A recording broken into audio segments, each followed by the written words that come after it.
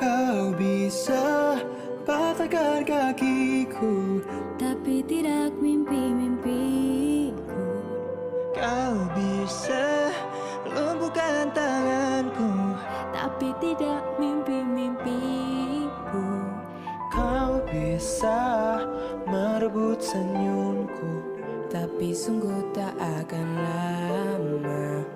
kau bisa merobek hatiku. Tapi aku tahu obatnya. Manusia-manusia kuat, itu kita. Jiwa-jiwa yang kuat, itu kita. Manusia-manusia kuat, itu kita. Jiwa-jiwa yang kuat, itu kita. Kau bisa.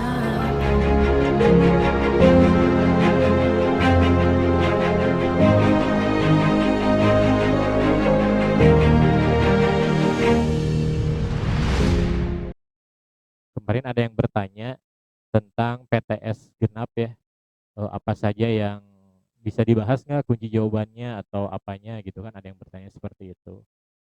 Itu sebetulnya bisa cari sendiri ya, bahkan bisa kita dapatkan apa namanya,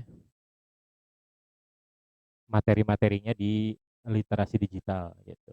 Nah, tapi kita akan bahas sebagian saja. Jadi mana soal-soal yang kira-kira banyak salahnya gitu, di antara kalian banyak yang menjawab tidak tepat gitu, tidak sesuai harapan pembuat soal gitu.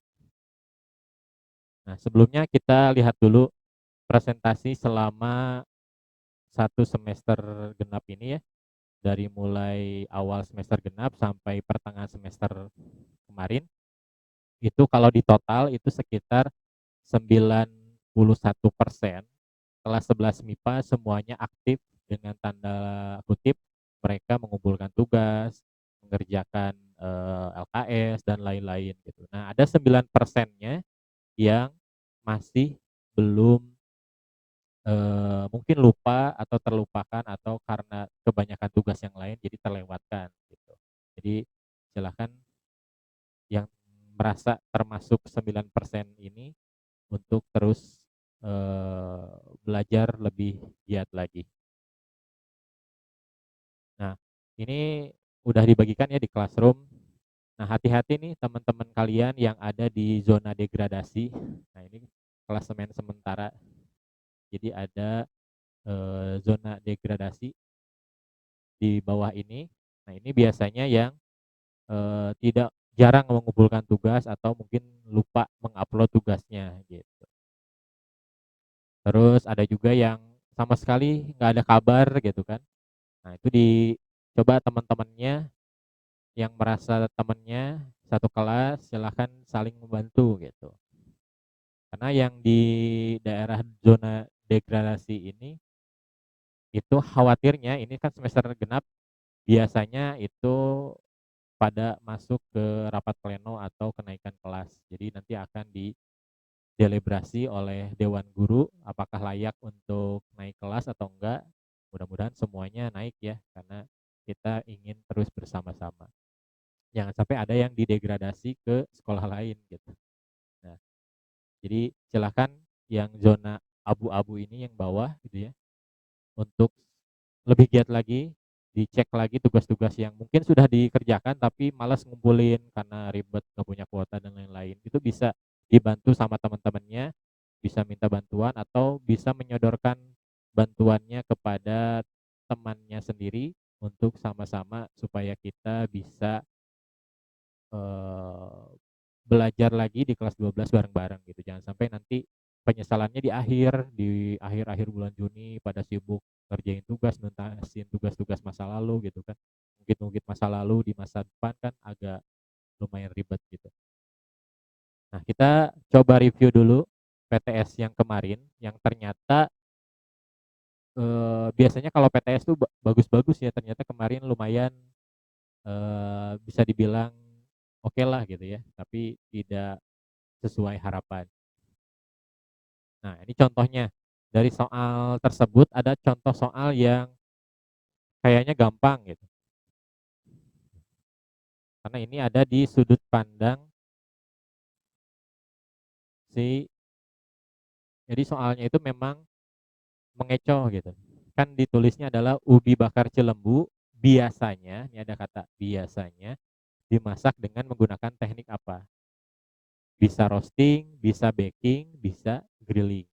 Atau digoreng pun bisa, tergantung orang yang memasaknya. Tapi dijual biasanya itu menggunakan teknik baking karena biasanya ubi Cilembu kalau kita beli di toko oleh-oleh itu dibakarnya menggunakan oven, di oven gitu.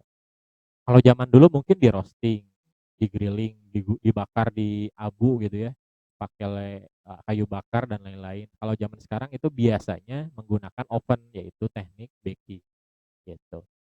Nah, selanjutnya kue balok Kang Didin yang di depan tuh, yang pernah beli mungkin pernah lihat ya. Itu cara masaknya gimana? Coba bisa apa namanya? Disampaikan salah satu kalian yang pernah beli kue balok Kang Didin. Bisa? Dari dua arah, Pak. Ya, gimana? Dari dua arah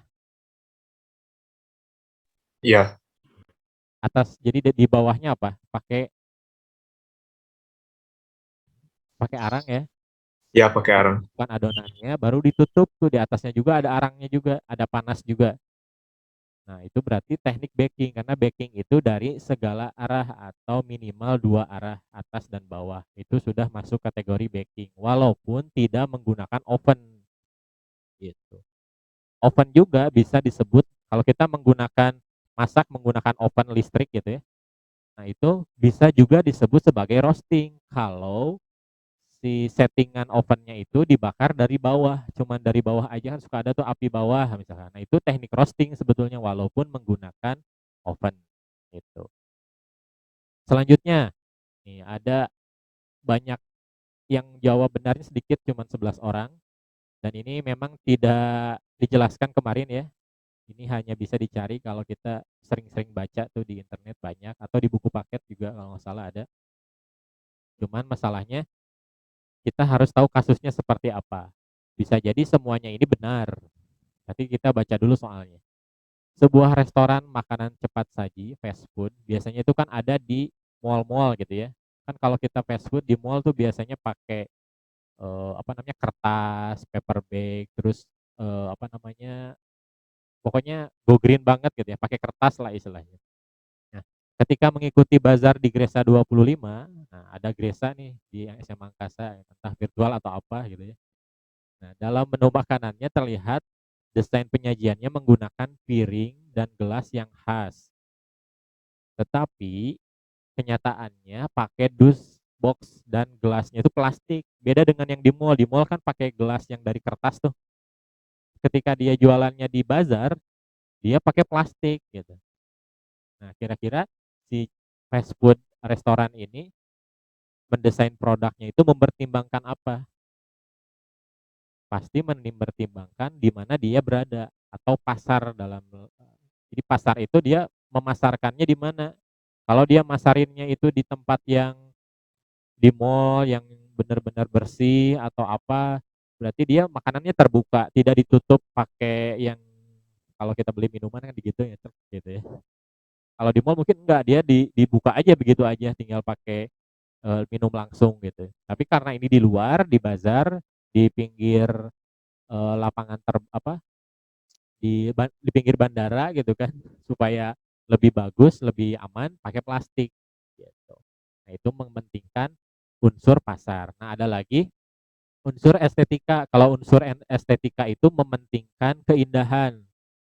Jadi ada kemasan yang bentuknya tuh unik, desainnya bagus, warnanya menarik. Nah, itu estetika. Kalau ergonomik itu kemasannya mudah dipegang, mudah atau nyaman digenggam. Kayak misalkan ada minuman yang bentuknya tuh kan kalau botol ada yang melengkung gitu ya. Nah, itu kan enak digenggam. Nah, itu namanya ergonomik.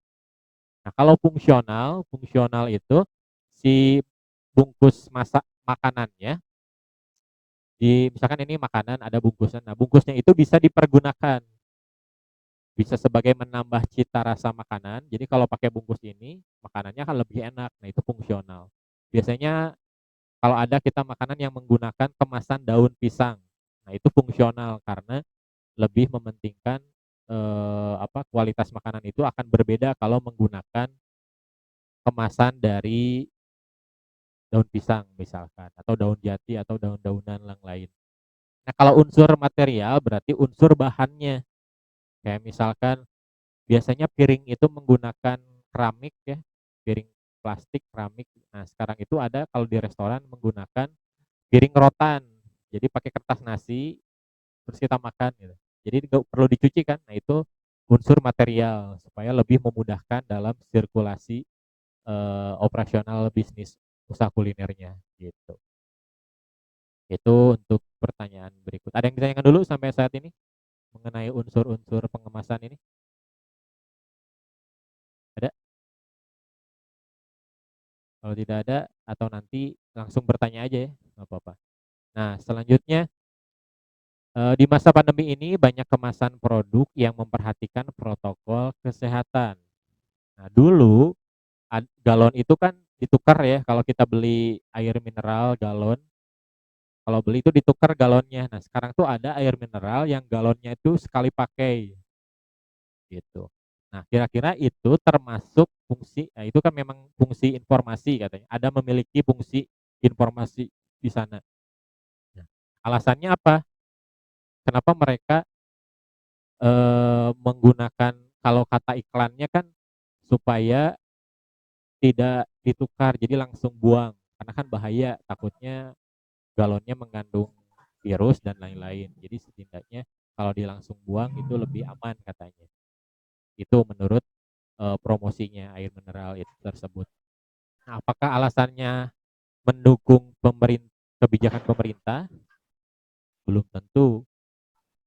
Karena yang betul itu adalah menurut soal ini penyesuaian kelayakan pasar. Karena sekarang pasarnya atau kita semua sedang dalam pandemi dan di mana-mana menggunakan alat sekali pakai, masker sekali pakai, terus kemasan sekali pakai, jadi tidak digunakan berulang-ulang gitu kan. Kalau kita dine in juga biasanya sekali pakai, biasanya kan ada piringnya, ada garpu dan lain-lain. Sekarang itu rata-rata restoran menggunakan piring, sendok, terus tempat makannya itu sekali pakai langsung dibuang gitu karena untuk meminimalisir penyebaran COVID-19 katanya seperti itu. Nah, galon juga sama, itu adalah penyesuaian kelayakan pasar. Apakah betul mendukung kebijakan pemerintah? Betul, tapi bukan itu yang dimaksud. Kalau di galonnya ada tulisan, misalkan gunakan galon ini untuk mendukung mengurangi penyebaran virus corona misalkan. Nah, itu berarti betul mendukung kebijakan pemerintah. Tapi kan di kemasannya di sini tidak dijelaskan kemasannya bertuliskan bla bla bla bla bla. Nah, kalau ada tulisan itunya mungkin mendukung kebijakan pemerintah itu adalah benar gitu. Atau berkampanye dengan ramah lingkungan itu sangat tidak benar karena kalau ramah lingkungan ya galonnya kan justru tidak ramah lingkungan, nambah-nambah sampah plastik. Kalau di galonnya ada tulisan gunakan galon ini untuk dijadikan pot bunga atau tanaman di halaman Anda. Nah, itu berarti betul ada berkampanye dengan ramah lingkungan. Jadi ini semuanya bisa betul, tergantung soalnya itu seperti apa. Jadi kita baca teliti soalnya seperti apa gitu. Selanjutnya nih, usaha kuliner banyak bermunculan pada beberapa tahun ini. Pelaksanaan usaha dalam produksinya termasuk ke dalam proses. Nah, saya rasa ini dulu pernah dijelaskan ya bahwa proses produksi itu ada jangka pendek, jangka panjang, ada yang continue, discontinue, berselingan. Jadi kita jelaskan lagi. Jangka pendek itu maksudnya adalah produksinya itu sebentar dan cepat habis. Salah satunya adalah makanan. Jadi produksi jangka pendek itu betul adalah proses usaha kuliner. Maksudnya paham kan? Jadi jangka pendek itu sekali produksi bisa langsung habis. Beda dengan kita produksi mebel, kursi, Sekali produksi belum tentu langsung habis kan, nunggu dulu beberapa bulan baru ada yang beli, mungkin bisa yang belinya nggak begitu sering gitu. Tap- Tapi selain menurut jangka pendek atau panjangnya ini ada continue dan discontinue, ada terus-menerus dan berselingan. Nah, berselingan ini biasanya produksinya tergantung pesanan. Kalau ada yang mau beli dibikin, kalau enggak ya nggak dibikin, kayak pakaian gitu kan. Produksi di awal tahun jual, nanti akhir tahun baru bikin lagi. Nah, itu berselingan. Nah, kalau makanan itu biasanya terus-menerus. Sekarang bikin, besok nggak mungkin pakai produk yang kemarin, pasti bikin baru kan, biar fresh. Kalau kuliner kan seperti itu. Nah, itu terus-menerus. Jadi, jawaban yang betul adalah produksi jangka pendek dan terus-menerus gitu. Jadi yang menjawab produksi jangka pendek itu betul sekali. Tapi ada yang dibaca lagi ke bawahnya, opsinya. Bisa lagi ini lebih tepat daripada yang ini karena ini ada terus-menerusnya. Gitu. Ini sama mirip seperti soal-soal mata pelajaran lain. Ketika kita membaca soal itu harus utuh, jangan begitu selesai baca soal, wah ini benar jawabannya, langsung dijawab. Belum tentu di bawahnya mungkin ada yang lebih tepat lagi gitu. Selanjutnya makanan pengolahan menggunakan lebih dari 2 teknik. Nah, kira-kira ayam geprek tekniknya apa? Ada yang tahu? Deep frying. Deep frying. Cuman satu ya. Kalau ayam goreng, ayam penyet gitu ya, itu mungkin lebih dari 2 teknik. Karena ayamnya di braising dulu, diungkep dulu. Ya kan bumbu kuning biasanya gitu kan, baru digoreng dan dipenyet, ayam penyet. Kalau ayam geprek biasanya itu ayam crispy. Ayam crispy itu rata-rata digorengnya mentah langsung pakai bumbu, pakai English style gitu ya. Ayam crispy digoreng, ayamnya mentah loh, nggak di braising dulu. Nah itu satu teknik berarti. Bubur ayam, nah ini buburnya aja, bukan ayamnya tidak termasuk ya. Maksudnya ini bubur ayam tuh bubur nasinya. Nasi kan di apa namanya boiling ya sampai jadi bubur. Batagor, kalau bakso tahu mungkin itu lebih dari 2 teknik karena direbus dulu terus dikukus, di boiling dan di steaming. Kalau batagor itu biasanya mentah, langsung digoreng, di deep frying sama kayak ayam geprek. Itu satu teknik. Nah, seblak itu tekniknya tergantung seblaknya. Kalau seblaknya ada unsur tulang gitu ya, ada seblak seafood, ya itu beda lagi, lain cerita. Tapi ini seblaknya yang original. Misalkan contoh seblak yang ori itu kan biasanya langsung aja digoreng begitu aja, di steaming gitu, di stewing gitu, pakai air dikit dan lain-lain, selesai. Itu satu teknik hitungannya. Nah kalau cilor, cilor itu kan berasal dari cilok. Cilok sendiri tekniknya itu di boiling. Sudah di boiling, untuk ngangetinnya di steaming, dikukus, jadilah cilok. Untuk jadi cilor, di deep frying, digoreng lagi. Berarti ada 3 teknik dalam sebuah usaha cilor gitu. Itu maksudnya. Jadi kita bisa bedah satu-satu nih cara masaknya gimana. Gitu. Nah, kalau ada yang lain mungkin pertanyaan-pertanyaan soal-soal kemarin yang mau ditanyakan bisa secara di grup nanti mungkin karena waktunya nggak banyak. Jadi tadi bahas cuman sesingkat itu. Nah, kemarin rencana kita tuh bulan April hari ini tuh pengennya memang kita menghadirkan salah satu alumni terbaik SMA Angkasa untuk berbagi yang sedang memulai usaha. Cuman kemarin ketika di kontak itu eh, tidak bisa hadir hari ini gitu. Jadi sayang sekali karena memang rata-rata alumni-alumni yang ingin sharing itu rata-rata bisanya akhir pekan gitu, weekend gitu, sedangkan sekolah kan weekday gitu. Jadi agak sulitnya di situ. Jadi mudah-mudahan nanti di bulan Ramadan ada yang bisa gitu, mudah-mudahan. Nah, sekarang kita bahas dulu yang kemarin terlewat adalah tentang BEP gitu ya. Ya kan BEP? Nah, BEP itu apa? Nanti kita bahas. Nah, hubungannya apa dengan pengolahan makanan? Nah, break even point itu adalah salah satu kategori atau bagian terkecil dari laporan keuangan atau sebagai acuan kita kalau kita dalam berbisnis. Gitu. Nah, break even Poin itu adalah titik impas atau apa ya, titik di mana pendapatan sama dengan modal. Jadi kalau kita nanam sebuah modal gitu ya, taruhlah saya mau jualan cilor dikasih modal 500.000, kan beli ini beli itu habis kan, terus dijual dapatnya baru 300, terus jualan lagi berikutnya dapat 200, dapatlah 500.000 dalam waktu seminggu. Nah itu sudah masuk ke break even point. Jadi balik modal lah bahasa kitanya mah. Itu manfaatnya untuk apa? Untuk menekan biaya produksi, operasional, atau apa? Membuat serendah mungkin menekan biaya gitu ya. Kalau kita jualan makanan itu semakin ke sini udah tahu nih polanya, dulu awal-awal mungkin gede bayarannya, beli ini beli itu, kesininya mungkin belinya bisa lebih murah lagi, nyari yang lebih murah, suppliernya dan lain-lainnya, tanpa mengurangi kualitas atau kuantitas dari produk kita. Terus untuk mempertahankan tingkat harga produk perusahaan.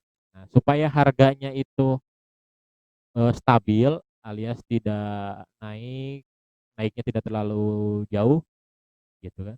Kan biasanya kalau semakin ke sini harga makanan tuh makin naik kan, harga jualnya. Nah, supaya tidak terasa naiknya, mahal harganya, itu bisa menggunakan analisis BFP ini. Selain itu juga untuk menentukan harga produk gitu kan, supaya kalau kita ingin naik haji sebagai tukang bubur, maka berapa bubur yang perlu kita jual dalam 1 tahun. Nah, itu bisa menggunakan analisis BFP gitu.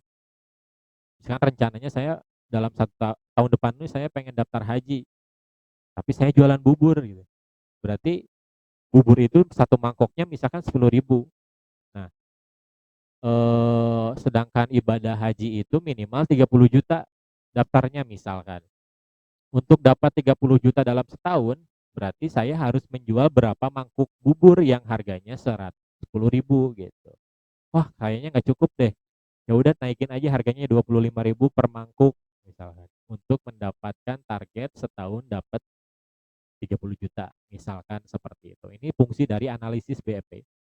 Selanjutnya untuk meningkatkan volume kegiatan semaksimal mungkin. Artinya maksudnya bukan kegiatan sehari-hari, tapi kegiatan bisnisnya.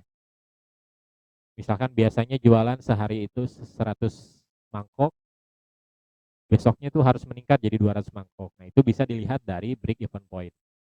Nah, konsepnya menurut Susan Irawati dalam bukunya Manajemen Keuangan, bisa dilihat e-booknya ada tuh, Manajemen Keuangan di internet. Nah, asumsinya bahwa break even point itu yang diantaranya adalah biaya yang terjadi dalam satu perusahaan. Jadi ada dua biaya, ada biaya tetap, ada biaya variabel. Jumlah biaya tidak apa? Jumlah harga selain biaya tetap dan biaya variabel itu ada harga jual atau sales gitu ya.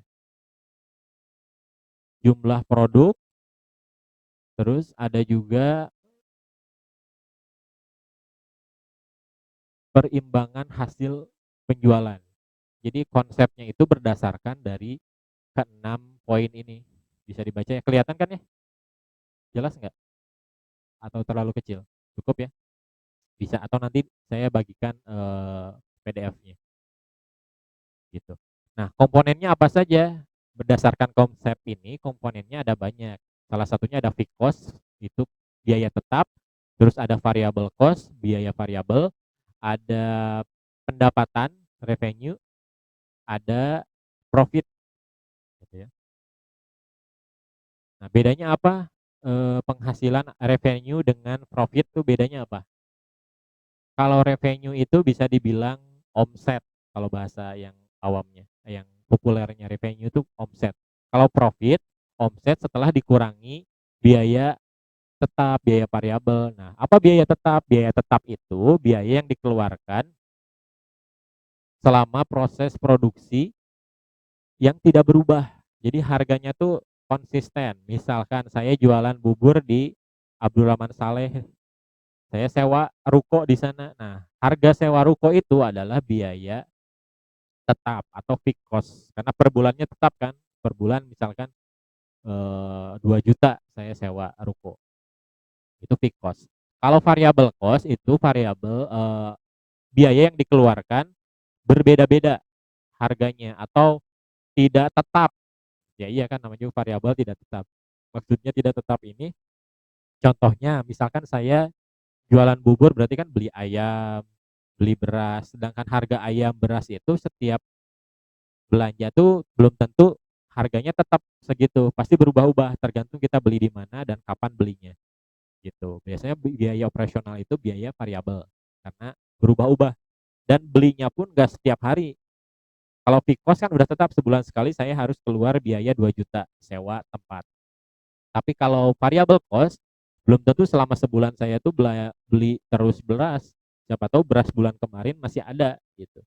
Jadi tidak tetap gitu pengeluaran biaya variabel itu. Gitu. Itu bedanya. Nah, ini rumusnya ya.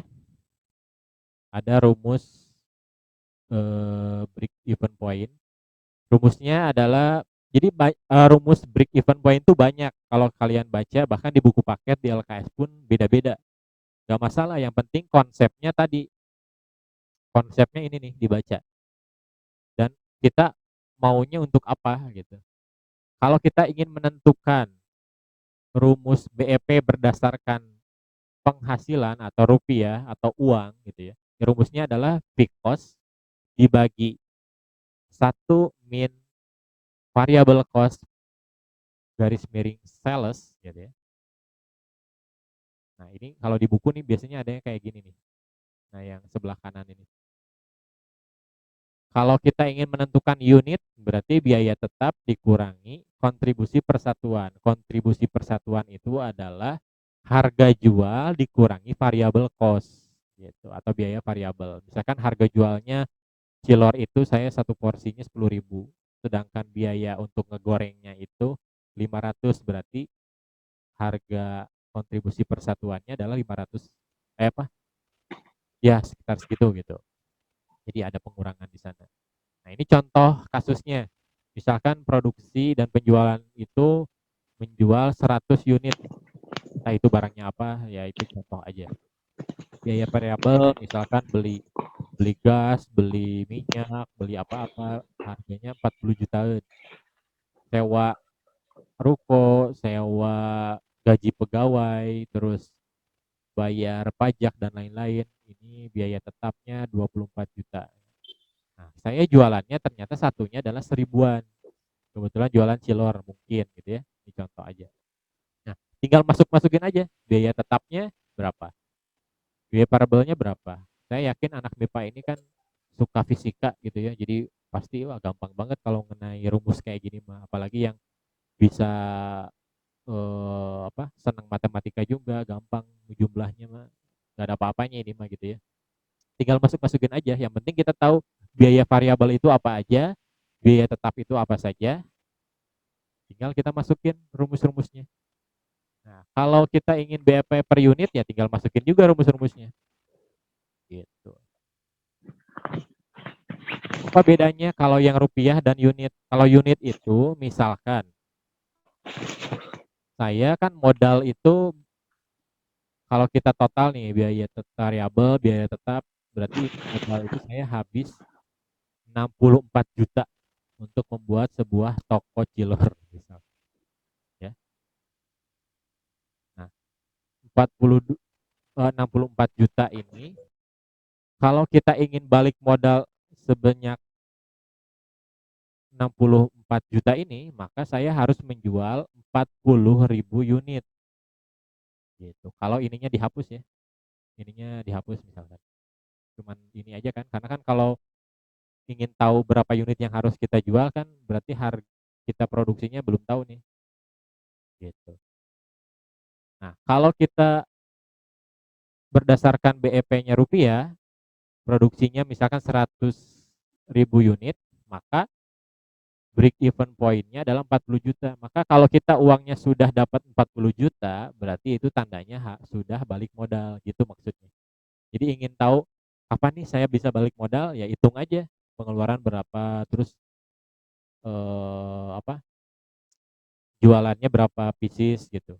Nah, itu bisa dilihat menggunakan rumus ini gitu. Nah, sengaja ini saya cuman kasih segini karena masih banyak lagi. Nanti kalian pelajari biaya variabel itu apa, biaya tetap itu apa, karena yang terpenting itu bisa membedakan mana variabel, mana tetap. Urusan nanti masukin rumus mah gampang, tinggal dihitung selesai. Gitu. Yang penting tahu biaya variabel apa, biaya tetap apa. Gitu. Ada yang tanyakan sampai saat ini?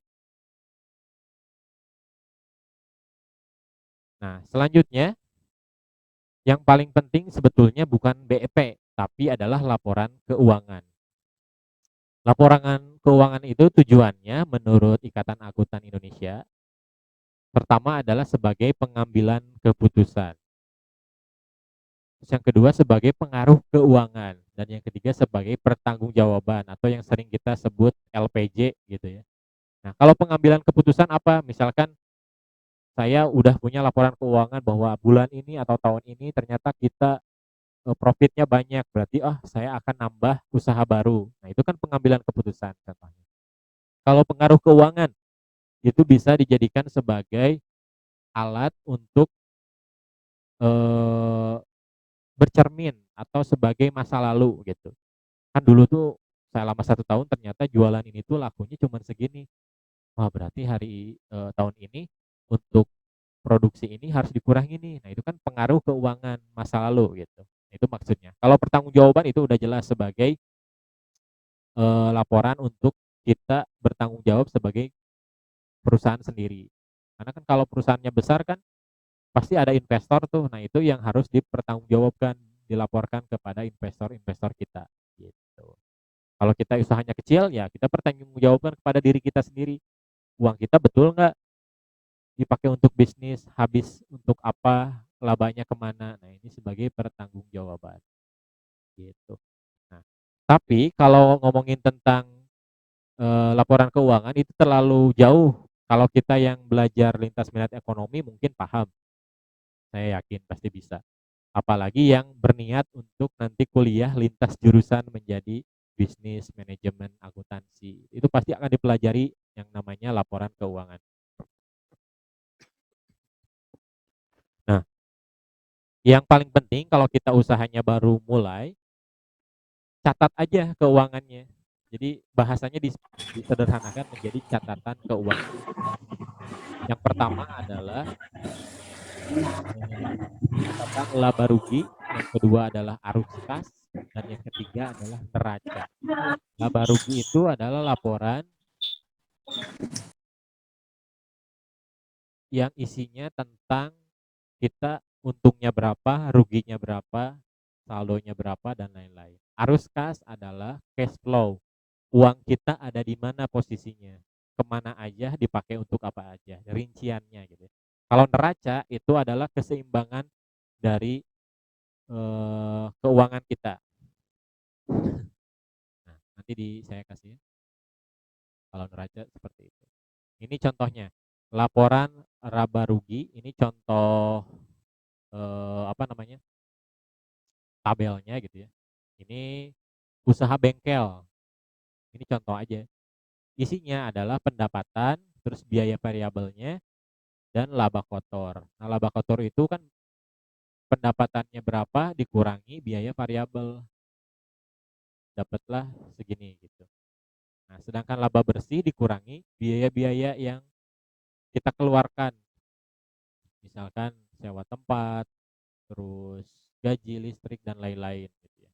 Jadi nanti ketemulah laba bersih. Nah, ini laporan laba rugi. Biasanya ini diminta kalau kita mau mengajukan proposal kita ke investor. Mana laporannya? Nah, ini labanya berapa dalam 1 tahun, misalkan dalam 1 bulan, dan lain-lain. Gitu. Nah, ini adalah laporan arus kas. Nah, ini yang minimal kita sebagai yang mengawali usaha, kita coba membuat laporan arus kas atau cash flow statement.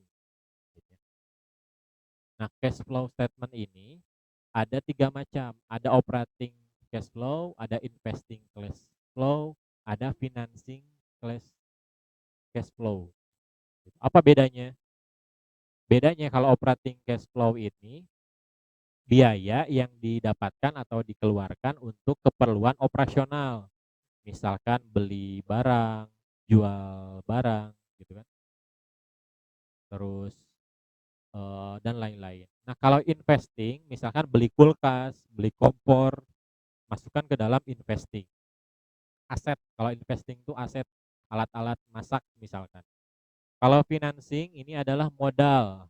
Ini misalkan modal awal sekian, tambahan modal sekian, pinjaman dari bank sekian, atau investor dari Bapak bulan sekian. Tulisnya di sebelah kanan gitu. Ini contoh dari, dan ini tulisnya per hari. Bisa ditulisnya per hari, dicatat manual, baru dipindahkan ke komputernya itu seminggu sekali untuk memudahkan. Selanjutnya ada laporan neraca. Nah, ini perbedaannya, ini neraca awal tahun, ini neraca akhir tahun. Perbedaannya ada di mana? Neraca ini isinya ada aset, liabilitas atau hutang, ada ekuitas modal. Jadi dipisahkan gitu kan, tabel-tabelnya seperti ini. Jadi nanti akan seimbang.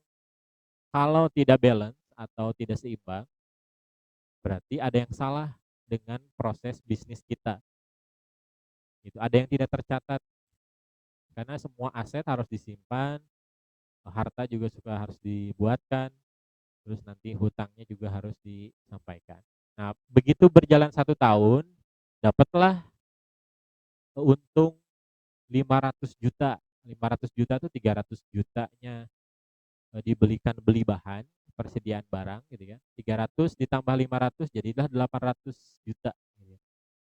Nah, terus yang 200 jutanya adalah uang di bank, disimpan yang asalnya tabungan di banknya 200 jadi 400. Berarti kan nambah. Nah, otomatis ininya akan berubah, asalnya 1 miliar jadi 2 miliar sekian. Nah, berarti modalnya bertambah. Namanya adalah laba berjalan gitu. Walaupun uang sebesar ini belum tentu ada di rekening kita, itu harus ditulis. Gitu. Walaupun uang ini ada di rekening kita, nggak ada, itu belum tentu nggak ada. Gitu. Karena ada yang namanya cash flow. Nah, cash flow ini misalkan saldo akhirnya adalah 900.000. Belum tentu uang ini ada di saku saya misalkan. Karena kita lihat kolomnya ada di mana. Kalau kolomnya ada di investing, berarti ya uangnya ada di sini. Uang cashnya nggak ada karena udah dalam bentuk kulkas, udah dalam bentuk kompor dan lain-lain. Gitu maksudnya. Ada yang ditanyakan? Kalau tidak ada, seperti biasa tugasnya adalah catatan resumenya diupload di Classroom. Terus nanti untuk Selasa depan tugasnya adalah LKS bab 7. Gitu. Seperti itu. Ada yang ditanyakan?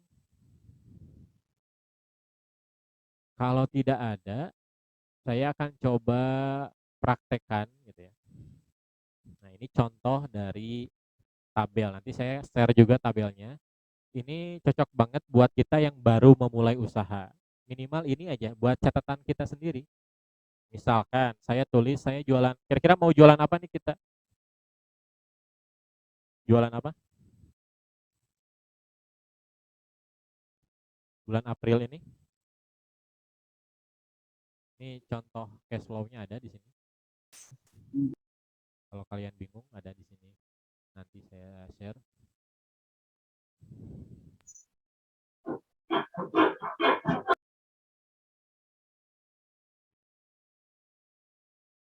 Kira-kira mau jualan apa? Bisnis kulinernya? Yang Bakso. Apa? Bakso, Pak. Bakso. Oke, saya mau jualan bakso. Modal awalnya saya dikasih oleh orang tua misalkan. Jenis transaksinya setor modal. Ini bahasanya sih bahasa kita, cuman kita ngikutin contoh aja. Keterangannya misalkan modal awal hadiah dari mama, misalkan gitu ya. Nominalnya berapa? Dikasih modal ternyata untuk jualan bakso itu adalah 1 juta. 1 juta. Berarti saldonya masih 1 juta. Modal ini masuk ke dalam kategori apa? Apakah operasional, investing, atau financing? Nah, modal itu berarti harusnya adalah investing.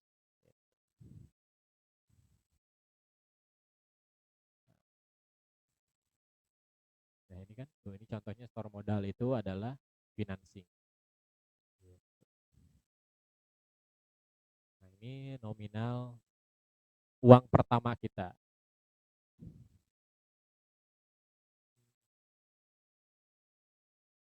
Biar nggak menghalangi.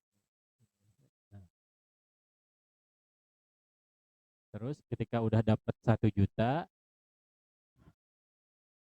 yang keduanya hari itu juga begitu dapat saya langsung belanja. Saya langsung apa namanya ya, transaksinya tuh biaya operasional.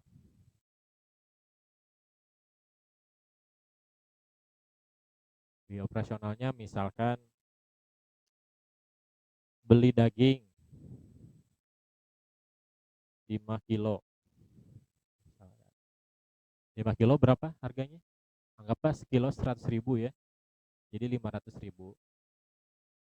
Nah, karena ini beli, nah ininya harus minus. Karena kan kita mengeluarkan uang. Gitu. Biar mudah kasih warna merah, biar tahu ini tuh kita ngeluarin uang. Saldonya ya tinggal dikurang. Awalnya 1 juta dikurangi, nah, berarti saldonya adalah 50.000. Nah, kalau kita ingin mewarnainya secara otomatis, ini bisa sih. Pak, di kolomnya dibuka, di blok, terus kita kasih kondisi. Misalkan for apa ya namanya?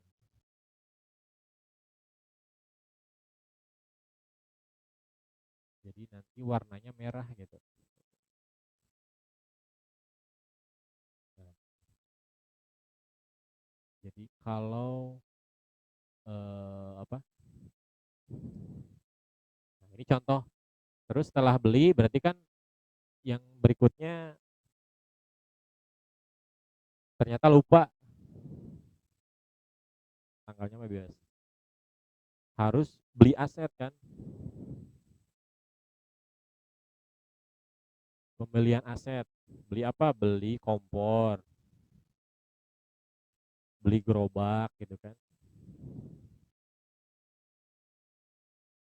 Kalau kita beli kompor aja udah 300.000 gitu ya. Dan gerobak itu harganya 1 juta, otomatis minus kan?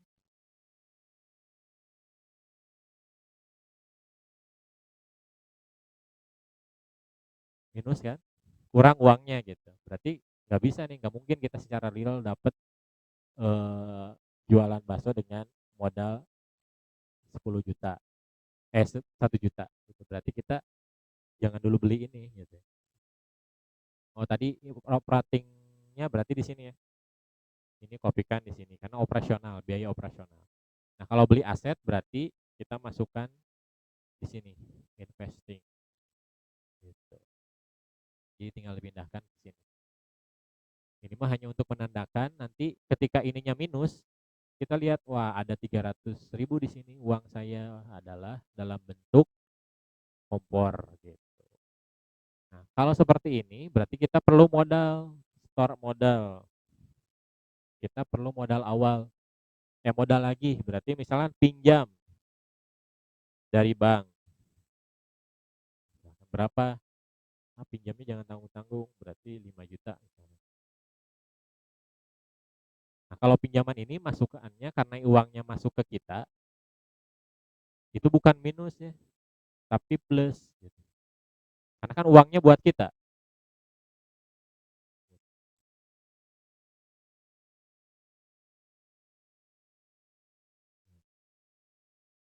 Walaupun kita uangnya adalah punya orang lain, investor, pinjam dari bank dan lain-lain, ini termasuk uang kita yang harus kita simpan di finansi. Jadi nanti ketahuan uang modal itu berapa nih, uang operasionalnya berapa, aset kita berapa. Nah, nanti di akhir ini kan panjang tuh, setiap hari diisi, ketahuan saldonya berapa. Nah, saldo inilah yang harus ada di tangan kita. Jadi kalau misalkan di sini contoh tiba-tiba saldonya adalah 500.000 setelah berjalan sebulan, anggaplah ini udah selesai. Ternyata di real kehidupan itu kita itu cuma ada 100.000, berarti kita bukan rugi alias boncos. Berarti uang 400.000-nya mungkin kepake, atau mungkin ada yang lupa beli plastik nggak dimasukin ke sini, beli kresek nggak dimasukin ke sini. Jadi segala pengeluaran pendapatan itu tulis satu-satu per hari. Sekalipun beli kresek buat bungkus, tulis aja. Beli bumbu, tulis berapa. Beli bawang daun, tulis berapa gitu kan. Terus ada yang beli, kalau ada pembelian berarti HPP. Bukan HPP ya. Pendapatan. Ternyata laku 1.000 mangkuk misalkan. 1.000 mangkuk misalkan berapa juta hasilnya. Gitu. Ditulis di sini. Nanti saldonya berubah. Seperti itu. Ada yang tanyakan? Nanti saya share untuk lebih lengkapnya filenya, supaya bisa belajar nanti kalau kita mau jualan kecil-kecilan ditulis. Ada yang tanyakan? Silakan.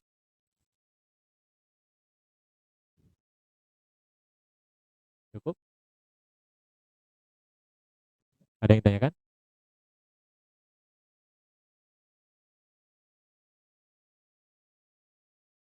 Ada? Silakan.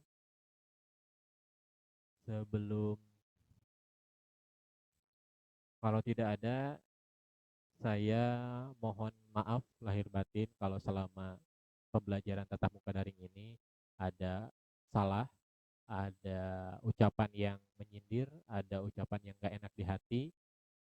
Mudah-mudahan kita disampaikan ke bulan Ramadan ya. Saya tutup dengan istighfar, hamdalah dan doa keberatan majelis. Astagfirullahaladzim, alhamdulillahirobbilalamin, subhanakallahumma wa bihamdika, asyhadu an la ilaha illa anta. Terima kasih atas perhatian, mohon maaf atas kesalahan, mudah-mudahan tidak memuaskan. Sampai jumpa di pertemuan berikutnya. Assalamualaikum warahmatullahi wabarakatuh. Manusia kuat, itu kita, jiwa-jiwa yang kuat. Itu kita, manusia kuat. Itu kita, jiwa-jiwa yang kuat. Itu kita, manusia kuat. Itu kita, jiwa-jiwa yang kuat. Itu kita, manusia kuat. Itu kita, jiwa-jiwa yang kuat. Itu kita.